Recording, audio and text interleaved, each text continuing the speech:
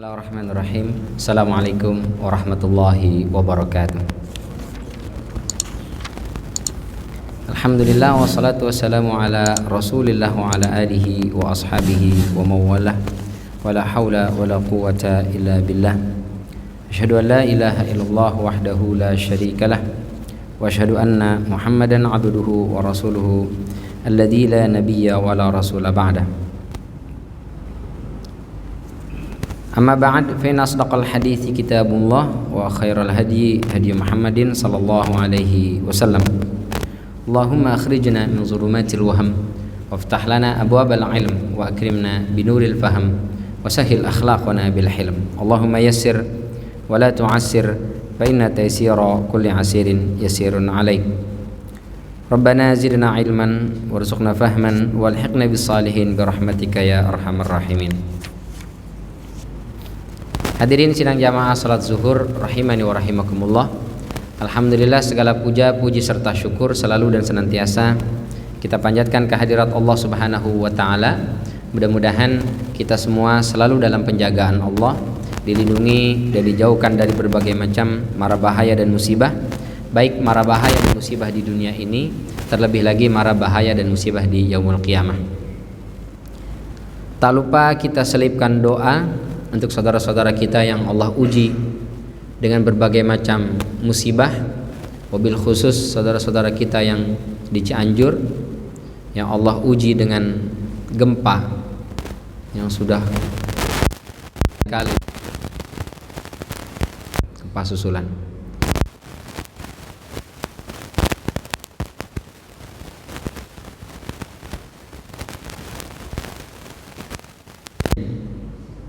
Jika ada yang kehilangan harta benda dan yang lainnya, semoga Allah tambahkan kesabaran, ketabahan dan kekuatan, dan mudah-mudahan dijadikan musibah ini sebagai penggugur segala salah dan khilaf mereka, serta ditinggikan derajatnya di sisi Allah Subhanahu wa taala, dan semoga Allah segerakan untuk mendapatkan ganti yang lebih baik insyaallah. Dan kita yang alhamdulillah berada di tempat-tempat yang Allah selamatkan dan jauhkan dari berbagai macam mara bahaya dan musibah, maka jika kita ada kelebihan harta, rizki, ayo sama-sama kita berbagi. Namun jika belum bisa kita berbagi dengan harta atau materi, maka paling tidak doakan. Kalau tak bisa mendoakan, paling tidak diam. Ada sebagian saudara-saudara kita yang mungkin niatnya baik, tapi munculnya menjadi kurang bagus ketika misalnya memang Allah Subhanahu wa taala yang menegaskan ma asaba min musibatin fabima kasabat aydikum wa ya'fu an katsir dalam surat Asy-Syura ayat 30 misalnya. Tidak ada satu musibah pun di atas muka bumi ini yang terjadi kecuali itu karena ada sebab ulah tangan manusia, dosa, maksiat dan yang semisalnya. Jadi apapun bencana musibah pasti ada ulah kita. Tapi bukan tugas kita untuk mencari-cari ada musibah apa nih dosa yang dilakukan oleh masyarakat sana, apa maksiat. Itu bukan tugas kita, itu bukan wilayah kita.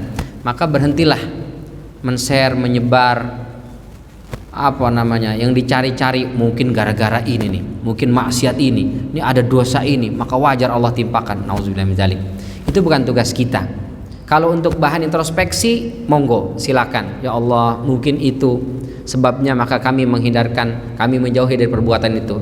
Bagus, nggak apa-apa. Tapi kalau untuk kita share, ceritakan kemana-mana, nanti jatuhnya menjudge kita, menghakimi. Oh, ternyata masyarakat ini memang melakukan perbuatan itu, pantas Allah kirim ini, pantas Allah kirim itu. Ya Allah, belum tentu kita lebih baik dari mereka. Jangan-jangan banyak dosa di antara kita, atau kita mungkin melakukan dosa maksiat itu, tapi Allah masih tahan tuh bencana musibah. Maka jangan enteng, jangan ringan lisan ini atau tangan ini menulis atau mengucapkan hal-hal yang belum tentu itu sebagai sebab terjadinya musibah bencana. Maka bantu saudara kita secara materi. Belum bisa bantu secara materi, doakan. Tak bisa mendoakan, diam. Jangan kita cari-cari. Sekarang momennya adalah kita bahu-membahu membantu saudara-saudara kita yang sedang kesusahan, kesulitan. Masya Allah, sakit hati. Memang mungkin bisa saja itu betul. Tapi kalau dalam momen seperti ini mereka baca, ya Allah, benarkah ini yang terjadi? yang menimpa kami. Mereka sudah kehilangan harta benda, kehilangan nyawa, kehilangan orang-orang yang mereka cintai, lalu datang share-an, postingan tentang maksiat, dosa dan seterusnya. Ya Allah, secara adab maka itu tidak etis. Sebagai seorang muslim, doakan, bukan kemudian menyalahkan. Maka mudah-mudahan Allah lindungi kita semua dari berbagai macam mara bahaya dan musibah, dan Allah segera angkat musibah itu dari saudara-saudara kita yang mengalaminya. Baik, hadirin rahimani wa rahimakumullah, kita kembali ke kitab Bulughul Maram. Di pertemuan sebelumnya kita sudah menyelesaikan tentang bab al-aniyah, bab yang membahas tentang bejana-bejana. Maka kita masuk ke bab berikutnya, bab izalatin najasah, bab yang membahas tentang tata cara atau hal-hal yang berkaitan dengan menghilangkan najis.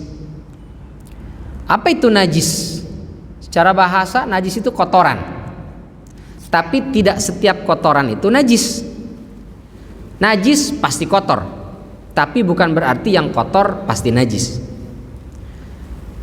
Misalnya seorang kuli, dia ngecat, nembok, semen, pasir, kena pakaiannya, sah nggak dia sholat? Mungkin ada percikan cat, ada percikan semen, pasir misalnya di pakaiannya, sah atau tidak? Sah, selama itu bukan najis.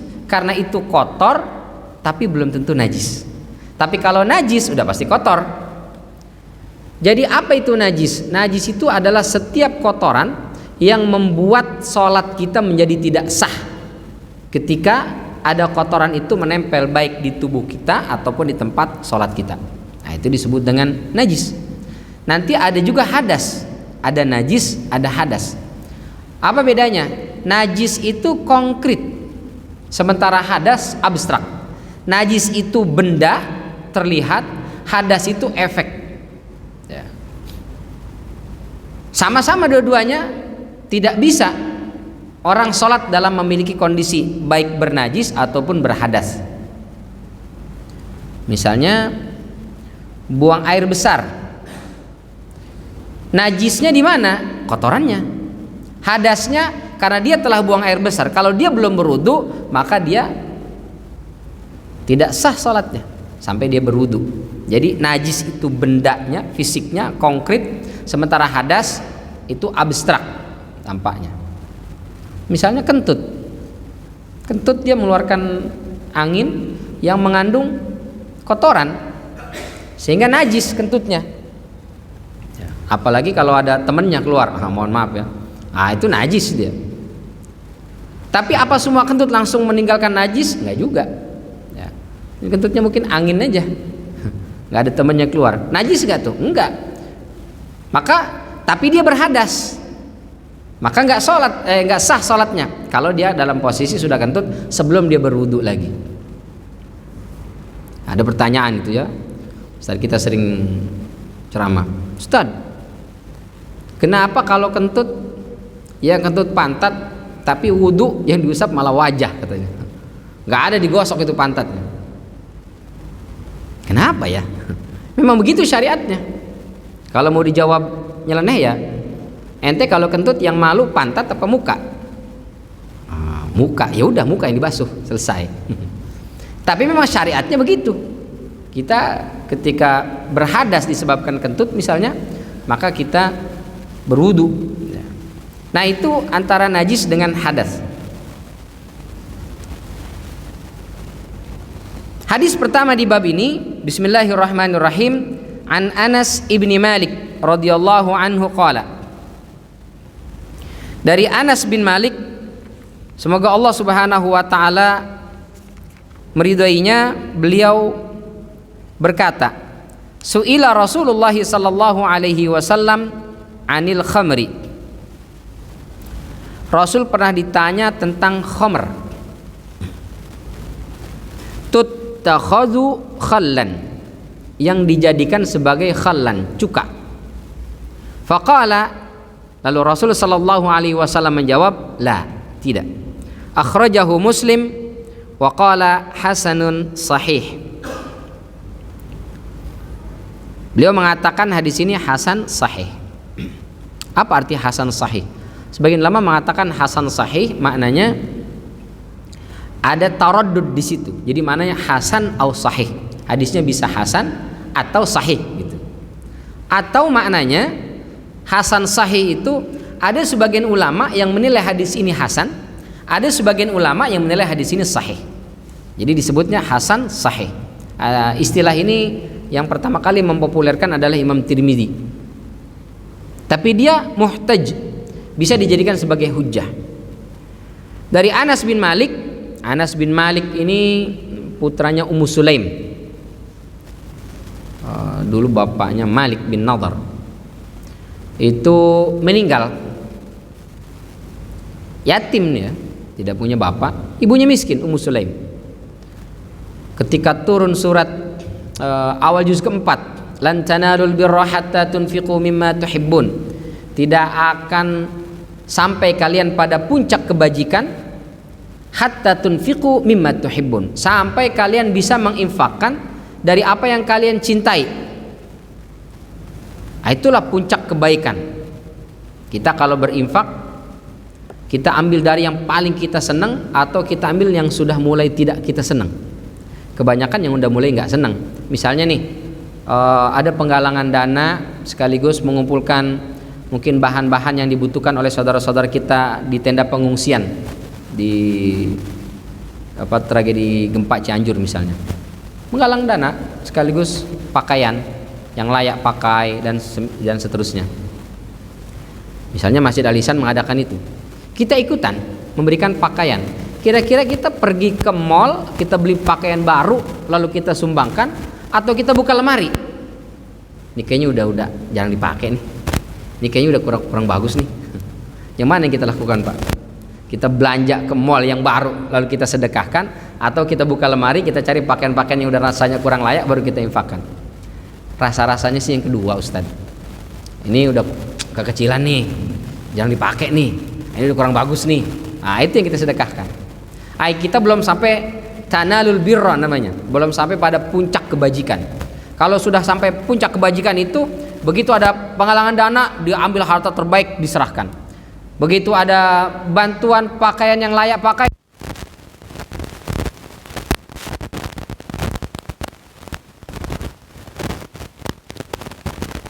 sudah sampai puncak kebajikan. Dia punya 10 juta, 9 juta dia infakkan, 1 juta dia simpan. Nah, itu tanah lebih roh. Tapi kalau dia punya 10 juta, dicari-cari 100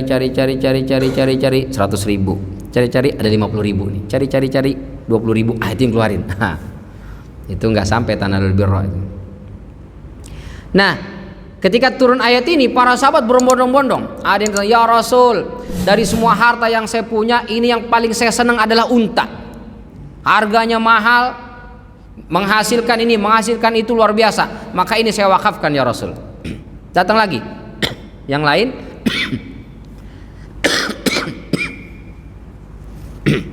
Ya Rasul, dari semua harta yang saya punya, kuda ini yang paling saya cintai. Kuda diwakafkan. Ya Rasul, dari semua harta yang saya punya, ini saya punya kebun kurma, paling saya sayang, paling saya senang. Setiap tahun panen 2 kali dengan berlipat-lipat, berlimpah keuntungannya ya Rasul. Ini saya wakafkan.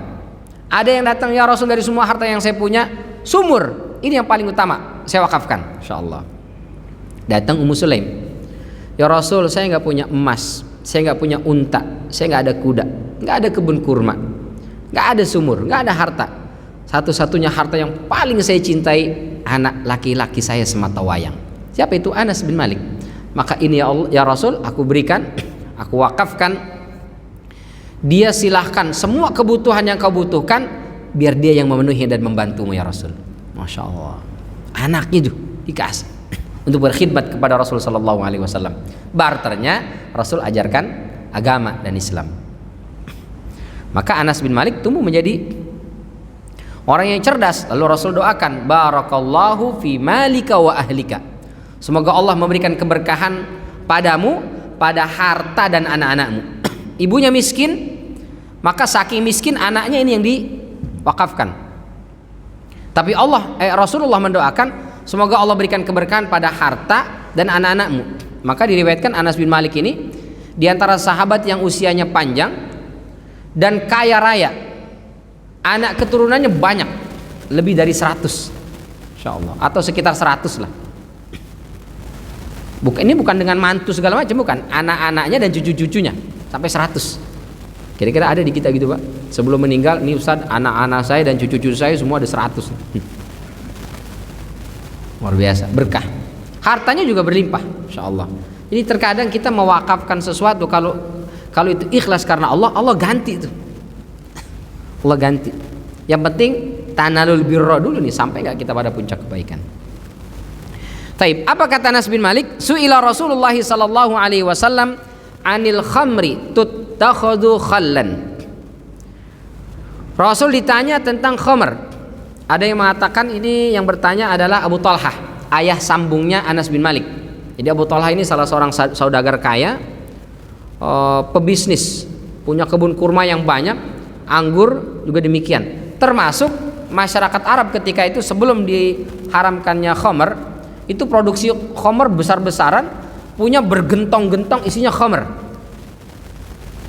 Begitu dia haramkan, ada orang meninggal, harta waris itu yang diwariskan ke anak-anak cucunya atau ke ahli warisnya itu adalah khamr bergentong-gentong, karena zaman dulu itu aset. Maka setelah itu diharamkan oleh Allah Subhanahu wa taala, innamal khamru wal maisir dan seterusnya, rijsun min amali syaitan fajtanibuh. Khamr dan yang selainnya itu Allah haramkan karena dia rijsun, kotoran, najis, min amali syaitan, perbuatan setan, maka jauhilah dia. Datanglah Abu Talha, ya Rasul, ini anak-anak yatim ini ditinggalkan harta sama orang tuanya, khamr aja nih bergentong-gentong, kalau dibuang sayang banget ya Rasul, bolehkah kita jadikan khamr ini sebagai khallan, cuka? Apa jawab Rasulullah? La, nggak boleh. Jadi buang, karena dia najis dan haram. Dari sini ada beberapa kesimpulan. Pertama, khamr itu najis atau enggak? Jadi fisiknya khamr itu najis apa enggak? Ini khilaf di antara ulama. Kalau jumhur ulama mengatakan najis, ya, berdasarkan surat Al-Maidah ayat 95, ya ayyuhalladzina amanu innamal khamru wal maisir wal ansab wal azlam rijsun. Dijelas disebutkan oleh Allah, rijsun min amali syaitan. Rijs makna atau di antara maknanya itu adalah najis, kotoran. Berarti khamr, wal maisir judi, wal ansab berhala, patung, wal azlam. Apa azlam itu? Mengudi dengan anak panah. Itu semua rijs, najis, kotoran. Maka jauhilah itu. Nah, kata jumhur ulama berarti khamr itu secara fisik najis. Itu karenanya dimuat oleh Ibnu Hajar Al-Asqalani hadis ini di pembahasan pertama tentang bab izalatin najasah, bab yang berbicara tentang membersihkan benda-benda dari hal-hal yang bersifat najis. Nah, itu pertama. Yang kedua, ini saya kutipkan Rabi'ah, Imam Al-Lais, Asy-Syaukani, As-San'ani, Syekh Shalih Al-Utsaimin dan Syekh Albani mengatakan khamr itu haram, tapi bendanya, fisiknya nggak najis. Berarti kalau misalnya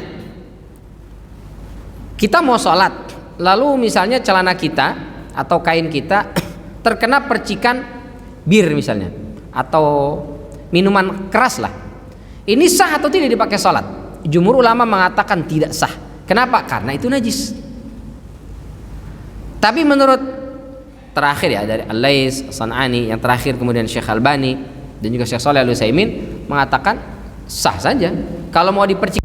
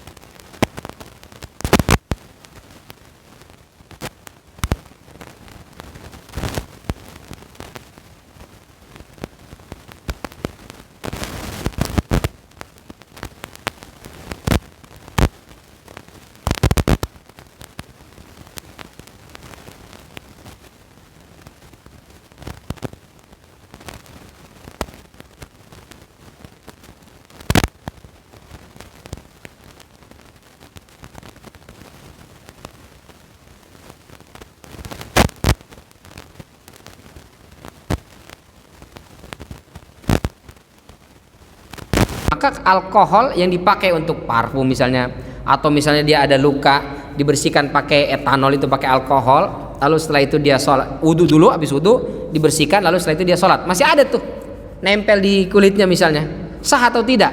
Maka kelompok kedua mengatakan sah, nggak ada masalah karena beda. Kita ikut yang mana Ustaz? Nah, nyamannya yang mana?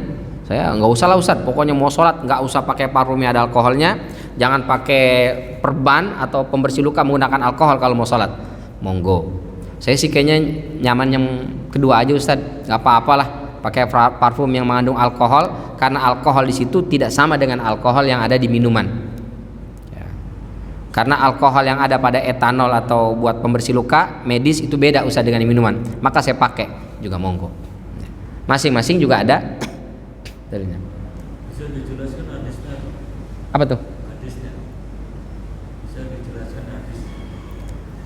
Kalau pakai parfum kan mengandung alkohol tuh. Ya. Ini semua orang ini kan pasti banyak pakai parfum. Hadisnya gimana? Kalau hadis secara spesifik nggak ada. Jadi hadis larangan alkohol dipakai nggak ada.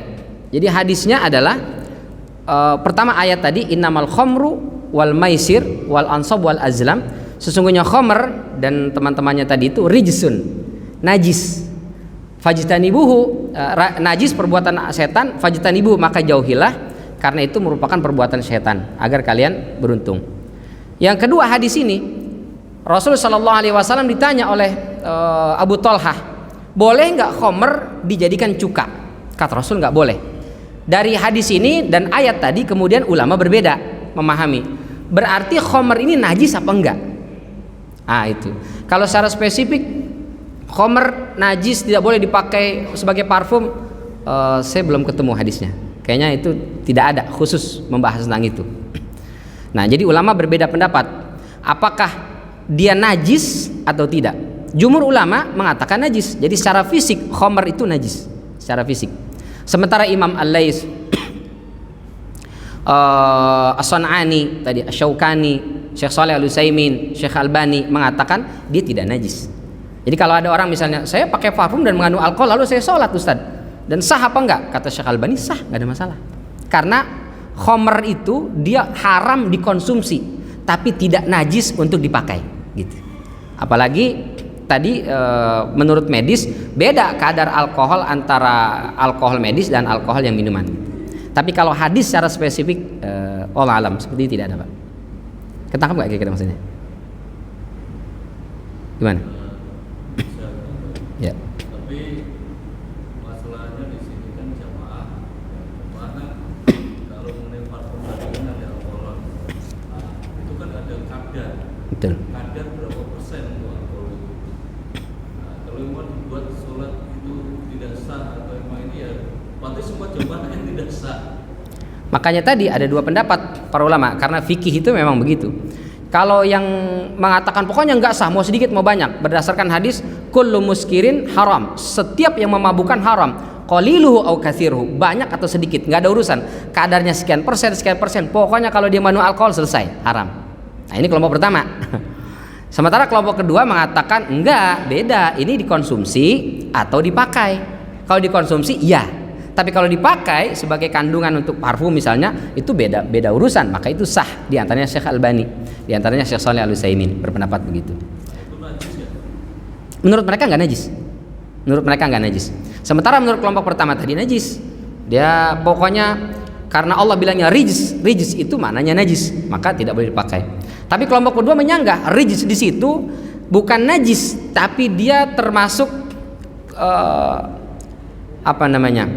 Bukan fisiknya yang najis, tapi maknanya dia adalah kotor karena perbuatan setan. Karena di situ disanding innamal khamru wal maisir. Khamr itu minuman keras, wal maisir judi. Judi kan bisa lotre, gaple segala macam. Kita kalau pegang dadu itu najis apa enggak? Enggak. Patung nih, patung yang disembah misalnya, kita pegang, najis apa enggak tuh? Menurut kelompok kedua enggak najis. Maka khamr juga enggak najis. Karena kan sederetan nih dalam surat Al-Maidah ayat 95 itu. Innamal khamru wal maisir wal ansab wal azlam. Ini satu paket nih, itu disebut dengan rijs. Nah, itu ada patung, di situ ada judi, mengundi dengan anak panah. Anak panah yang dipakai buat ngundi kita pegang itu, atau dadu yang dipakai buat judi, atau lotre, atau sekarang bola taruhan ya, tar malam ini Prancis lawan ini berapa, itu kan jadi judi tuh, judi. Bolanya kita pegang najis apa enggak? Enggak gitu. Patung kita pegang najis apa enggak? Menurut kelompok kedua enggak. Berarti khomer sama gitu, Pak. Jadi lebih ke analoginya, kiasnya, bukan ke teksnya. Jadi kalau secara teks hadis tidak ada yang mengatakan langsung letterlek. Pokoknya semua khomer yang dipakai buat parfum atau buat baju atau buat pembersih haram itu nggak ada. Disitulah kemudian lahir perbedaan pendapat antara ulama. Kalau ada hadisnya mengatakan gitu, pasti tidak ada perbedaan pendapat di antara ulama, selesai. Gitu. Itu barangkali ya, Pak. Ya. Ustadz pilih yang mana? Kalau saya secara pribadi itu ikut pendapat kedua yang mengatakan bahwa alkohol medis dengan alkohol minuman keras itu berbeda. Apalagi kalau dia digunakan untuk parfum, maka itu tidak najis dan tidak batal sholatnya, tetap sah. Kalau saya secara pribadi, saya ikut pendapat itu. Jadi kalau ada jamaah atau Ustadz ini ada parfum misalnya dikasih ke saya, terus ada kandungan alkoholnya, saya tetap pakai sholat, saya ikut pendapat kedua dan saya menganggap tetap sah. Tapi kalau ada misalnya rekan-rekan atau jamaah, saya tetap menganggap nggak sah Ustadz, ya monggo, berarti ikut jumhur ulama, nggak ada masalah. Gitu. Taib. Itu yang pertama tentang khomer ini najis atau tidak. Yang kedua, perubahan dari khomer ke cuka. Khomer ini kan haram, cuka halal. Lalu Abu Thalha nanya, boleh nggak khomer ini daripada dibuang mubazir, kita rubah aja jadi cuka? Boleh apa enggak? Kata Rasul, nggak boleh. Nah, turunan dari hadis ini itu ada yang namanya istihalah. Jadi mengubah satu zat ke zat yang lain. Lebih spesifik, mengubah sesuatu yang haram zatnya dirubah sedemikian rupa dengan proses kimiawi, berubah menjadi sesuatu yang halal. Boleh apa enggak? Ini khilaf lagi di antara ulama. Kalau Imam Malik dan Abu Hanifah, istihalah itu halal. Jadi mengubah benda yang najis ke yang halal, itu sah. Sebelum ke situ, kalau perubahannya secara alami, semua ulama sepakat. Abu Hanifah, Imam Malik, Imam Syafi'i, Imam Ahmad, kalau perubahan secara alami semua sepakat halal. Misalnya ada babi haram nih, najis pula, mati di pinggir pantai. Setelah mati sebulan, 2 bulan, setahun, berapa tahun, lama-lama terurai, lalu jadilah garam. Garamnya boleh nggak dikonsumsi? Semua ulama sepakat boleh. Bangkai, mati misalnya bangkai, terurai lama masuk ke dalam tanah misalnya. Setelah itu tumbuh pohon cabai misalnya, tumbuh lagi pohon bayam, kangkung misalnya. Bekas ada bangkai, bangkainya pakai anjing lagi misalnya. Ini halal apa enggak? Maka semua ulama mengatakan halal. Kenapa? Karena proses perubahan zat dari haram ke halalnya itu secara alami, tidak ada masalah. Seperti kasus sumur Budhoah yang pernah kita bahas. Ada sumur di Madinah itu, besar sumurnya. Kalau musim hujan, mohon maaf, zaman itu nggak ada pembuangan sampah seperti sekarang. Septic tank juga nggak ada. Orang kalau buang air, buang hajat, pergi ke belakang rumah agak jauh, dia buang air di sana. Kalau mohon maaf, wanita-wanita zaman itu belum ada pembalut. Mereka menggunakan kain yang dirobek itu untuk membersihkan darah haidnya, dibuang begitu saja. Kadang ada ayam mati, ada binatang mati. Setelah itu terjadi hujan deras, itu tadi ini sampah-sampah najis ini terbawa masuk ke dalam sumur Budhoah. Lalu sahabat nanya, Rasul, kita berwudu mandi pakai air ini sah apa enggak? Kata Rasul, sah. Karena najis-najis tadi sama sekali tidak mengkontaminasi air itu. Jadi air statusnya tetap suci. Berarti berubah nih dari benda-benda yang najis tadi ini berubah menjadi air secara alami, sah, nggak ada masalah. Semua ulama sepakat kalau dia terjadi perubahannya secara alami, hilang sudah unsur haramnya, unsur najisnya, maka sah, nggak ada masalah. Nah, berbeda kalau ada campur tangan manusia. Imam Syafi'i dan Imam Ahmad mengatakan nggak sah. Seperti khamr yang dirubah ke cuka dalam hadis ini, Rasul mengatakan nggak sah. Cuka halal memang, tapi sumber bahan bakunya haram. Kan udah hilang khamrnya, unsur memabukannya hilang, sudah jadi cuka, dia nggak memabukkan. Maka kata Imam Syafi'i dan Imam Ahmad tetap haram. Kenapa? Karena ada proses di situ, tidak secara alami ikut campur tangan manusia, maka nggak sah. Sementara Imam Malik, Abu Hanifah mengatakan sah. Pokoknya kalau sudah bersih, sudah hilang betul-betul unsur najisnya, unsur haramnya, sah dipakai. Nah, ini yang kemarin kontroversi tentang vaksin, boleh apa enggak kita pakai? Karena ada beberapa ahli mengatakan, enggak semua vaksin ya, ada beberapa vaksin itu dia ada unsur yang disinyalir haram. Enggak banyak, hanya sekian persen saja, tapi ada di situ, kecil sekali kadarnya. Tapi ada sebagai bahan bakunya. Ini vaksinnya halal apa haram? Menurut kelompok yang ikut pendapatnya Imam Syafi'i dan Imam Ahmad, haram. Kenapa? Karena bahan bakunya haram. Tapi kan sudah diolah, ini bukan cuma sekali dua kali Ustaz.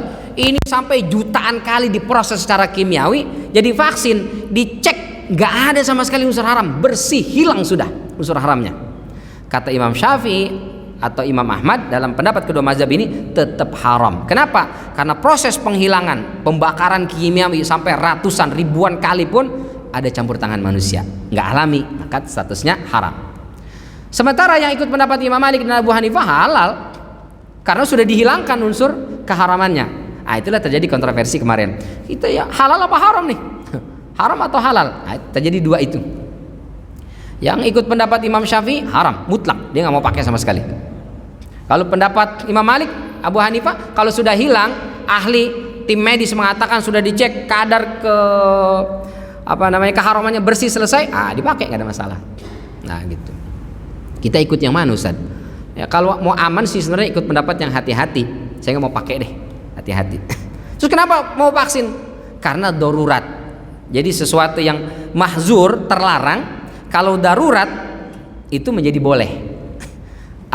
Ad-daruratu tubihul mahzurat. Kondisi darurat membolehkan sesuatu hal-hal yang terlarang. Saya mazhabnya Syafi'i, pokoknya enggak, saya nggak mau sama sekali. Tapi kondisi sedang terjadi wabah, kan nggak darurat buat saya sehat-sehat saja. Kita yang sehat, segar bugar mungkin nggak ada darurat. Tapi bagaimana ibu kita, orang tua kita, tetangga kita, samping sana, samping sini, mungkin kondisinya tidak sekuat kita fisiknya, maka jadi darurat buat dia. Mungkin skala di kampung saya biasa-biasa aja, di kompleks saya sehat saja semua. Kompleks kita mungkin skalanya nggak darurat, tapi skala nasional darurat karena sekian banyak orang meninggal.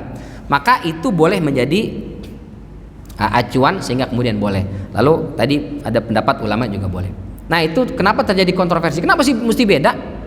Vaksin kalau mau haram sekalian, kalau mau halal sekalian. Kenapa mesti berbeda? Karena memang dari ulamanya dulu juga berbeda. Nah, para ulama sekarang nggak bisa ambil fatwa, pokoknya udah kita satu harus halal misalnya, atau haram sekalian. Nah itu nggak bisa. Karena memang dari awalnya para ulama juga sudah berbeda memahami teks-teks ayat ini. Ya.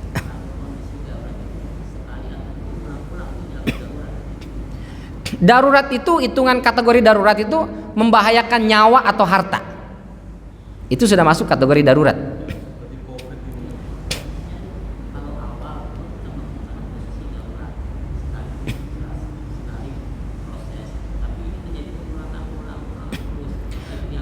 Selama kejadian ketiga, keempat, kelima juga bisa menyebabkan bahaya kematian, maka tetap darurat. Sekali bahaya, besok sih kayaknya udah nggak ada yang mati nih orang, nggak ada, sehat-sehat semua secara medis, mungkin kadar daruratnya berkurang. Tapi kalau kejadian sekarang, besok, lusa dan seterusnya itu tetap bisa menyebabkan kematian, maka statusnya sama, darurat.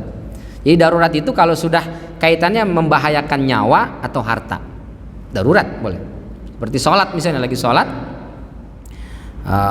hukum asalnya nggak boleh membatalkan sholat, haram. Memotong sholat fardu, apalagi memotong sholat kita kalau sudah takbiratul ihram, apapun yang terjadi nggak boleh membatalkan sholat kita, itu nggak boleh. Itu hukum asalnya, kata Ibnu Taimiyah, haram hukumnya. Tapi kalau darurat boleh apa enggak? Daruratnya membahayakan nyawa atau harta. Misalnya lagi sholat, gempa itu bisa membahayakan nyawa atau tidak? Bisa.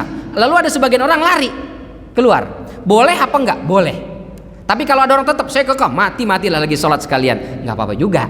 Jadi kalau dia milih batal, dia lari keluar masjid, sah, nggak ada masalah.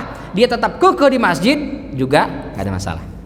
Nah, tapi yang keluar itu, ini kan haram memotong sholat, kondisinya darurat. Atau misalnya harta, lagi sholat, Allahu Akbar, ada maling motor, cukrak, kita ngeliat, biarin aja lah, lagi sholat, terus juga Allah tahu kita lagi sholat, masa dibiarin kita tuh motor kita ditarik? Enggak, batalin, lari kejar tuh maling. Jangan dibiarin. Nanti selesai sholat baru nyesel. Ya motor saya kemana ya Allah? Tega bener kau Allah. Aku kan sholat menghadapmu. Kenapa kau biarkan itu maling? Ya Allah bukan membiarkan maling. Di situ kita boleh mengejar membatalkan sholat. Kalau sudah membahayakan nyawa atau harta. Itu kategori darurat, Pak. Tapi kalau dikit-dikit darurat ini Ustaz, ini lagi darurat nih makan ini. Darurat nih Ustaz. Ah itu nggak bisa ya. Terlalu menggampangkan dikit-dikit darurat. Membahayakan nyawa apa enggak? Sebenarnya enggak sih. Ente kenapa nggak puasa? Lagi darurat nih Ustaz, saya kayaknya nggak bisa nih puasa. Kenapa nggak puasa? Pas Ramadan misalnya, pas wajib. Kayaknya lambung saya sakit ya Ustaz. Siapa yang memastikan lambung Anda sakit? Kayaknya ini. Bisa menyebabkan kematian apa enggak? Nggak tahu. Padahal bukan sakit, lapar aja dia. Gitu. Dikit-dikit darurat, dikit-dikit darurat. Ini korupsi nggak boleh. Darurat ini darurat, nggak apa-apalah ini. Nah itu menggampangkan darurat itu ya nggak boleh. Tapi kalau sudah darurat itu membahayakan nyawa atau harta, itu sudah masuk kategori darurat. Di situ tubihul mahzurat, kita dibolehkan melakukan hal-hal yang terlarang. Itu ya Pak. Tapi hukum, saya kembali ke hukum ya. Kembali ke hukum tadi, istihalah itu perubahan dari sesuatu yang najis, sesuatu yang haram. Kalau dia terjadi secara alami berubah menjadi benda yang halal, semua ulama sepakat halal. Tapi kalau dia ada campur tangan manusia, maka khilaf di antara ulama. Imam Malik dan juga Abu Hanifah mengatakan tetap halal kalau unsur haram dan najisnya sudah hilang. Tapi sementara Imam Syafi'i dan Imam Ahmad mengatakan kalau ada campur tangan manusia, maka itu tetap statusnya haram. Taib. Itu barangkali berkaitan dengan hadis pertama di bab izalatin najasah ini. Jadi tentang khamar ulama sepakat bahwa itu adalah haram sedikit ataupun banyak. Kalau dia memabukkan, kullu muskirin haram, semua yang memabukkan itu haram. Qaliluhu haram, katsiruhu haram. Banyaknya haram, sedikitnya pun tetap haram. Nggak boleh. Tapi ulama berbeda pendapat. Ini najis apa enggak secara fisik? Ya, jumhur ulama mengatakan dia najis. Jadi kalau kita sholat terkena minuman keras atau khamr, maka itu najis. Alkohol untuk minuman najis. Tapi kalau alkohol untuk parfum dan medis, tadi kita sampaikan ada perbedaan pendapat di antara ulama bahwa alkoholnya kadarnya berbeda, maka itu tidak bisa disamakan hukumnya karena kadarnya berbeda. Bukan jumlahnya, tapi kadarnya itu. Jadi kalau misalnya khamr minuman keras itu kadarnya sekian persen, sedikit atau banyak berarti segelas apa cuma sesendok gitu maksudnya, bukan kadarnya. Konsentrasi ya istilahnya kalau itu. Konsentrasinya 70%, 30%, 20% itu maksudnya. Yang kedua, Rabi'ah, Imam Al-Laits, Imam Asy-Syaukani, As-San'ani dan juga kesini Syekh Shalih Al-Utsaimin dan Syekh Albani mengatakan bahwa khamar itu secara fisik dia tidak najis, sehingga kalaupun ada pakaian terkena khamar maka sholat tetap sah. Tapi kalau dibersihkan itu afdal. Taib, ini barangkali yang kita bahas di kesempatan siang yang mulia ini. Mudah-mudahan bermanfaat. Semoga Allah Subhanahu wa taala selalu bantu kita dalam memahami syariat agama ini, dan mudah-mudahan kita dibantu oleh Allah untuk bisa mengamalkannya dalam kehidupan kita sehari-hari, sehingga mudah-mudahan mungkin gak banyak sunnah Rasulullah yang kita jalankan dalam kehidupan kita sehari-hari, tapi mudah-mudahan yang sedikit itu Allah pantaskan kita untuk bisa masuk dalam surganya Allah Subhanahu wa taala, bertetangga dengan Nabi kita Nabi Muhammad sallallahu alaihi wasallam. Terima kasih atas segala perhatian. Mohon maaf apabila ada kekeliruan dan kekurangan. Kita tutup dengan hamdalah dan kafaratul majlis. Alhamdulillahirabbil alamin. Subhanakallahumma wa bihamdika asyhadu an la ilaha illa anta astaghfiruka wa atubu ilaik. Wabillahi taufiq wal hidayah. Wassalamualaikum warahmatullahi wabarakatuh.